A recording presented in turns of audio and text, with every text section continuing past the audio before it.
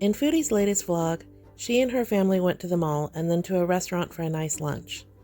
I like to try and give credit where credit is due, so let's take a look and see what she had.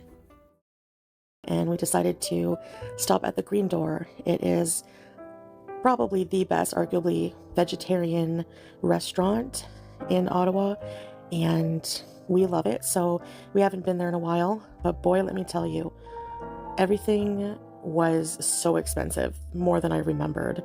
So yeah, just be wary. You pay by weight, and it's hard to really know how much everything is going to cost until they weigh it. So I'm picking up some marinated mushrooms. This is like the cold salad bar. They were out of a lot of things because we came after the lunch rush, but that's broccoli salad, some marinated spring greens or spring mix. I am having some of their spicy kimchi. It's very delicious. They make everything in-house, every day fresh. And here's the hot bar. We have vegetarian lasagna, tofu, quiche, rice, spicy peanut tempeh, mashed potatoes with cheese and kale. And this is what my plate ended up being piled on with. And that's a spanakopita, this triangle thing here. It has spinach and feta cheese and dill. And this actually is a $40 plate. Whenever she rang it up and told me the price, I was in shock. But I did get quite a bit of food, but man, that was pricey. Okay, so let's address the elephant in the room. Why was that plate $40? For $3.25 per 100 grams, that plate ended up being 2.7 pounds worth of food. Okay, that makes sense. One thing I don't understand, and let me know if you do this too, but why didn't she go back and forth for multiple plates? I mean, isn't that the fun of eating at a buffet? A recurring theme in lots of foodies' videos is that she eats really fast and she doesn't give herself time to get full.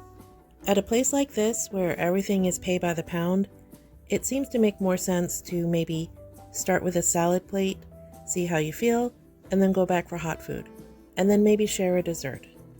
It's hard to say for sure, but I think she would have ended up eating less and spending less if she had eaten her food in courses. As for the menu, it looked really nice. This is a farm-to-table restaurant with a rotating menu of favorites and seasonal specialties. If anything, I hope that this inspires her to cook more food at home that's a little bit healthier. For example, that urban feta spanakopita is actually very easy to make. She should give it a try and try to lighten it up.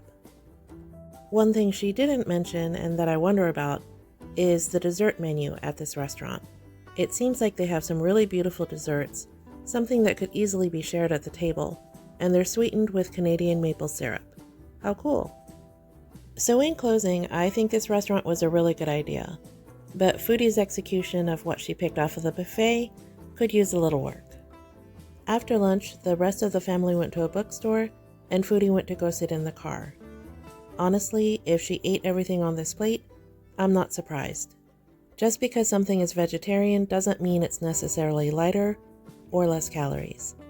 Drop me a line in the comments and let me know what you think. What are your thoughts on Foodie's lunch out? I'd love to hear from you.